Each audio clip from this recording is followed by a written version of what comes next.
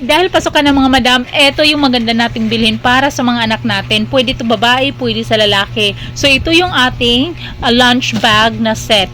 May tumbler ka na dyan, may lunch box ka na, may spoon and fork, diba? At insulated.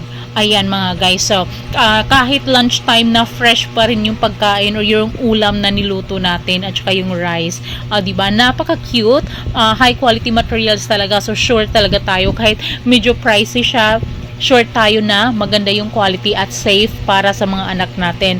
Ang gaganda pa ng mga design, diba, so lalo na kung yung syempre oras nila napakahaba, 'di ba?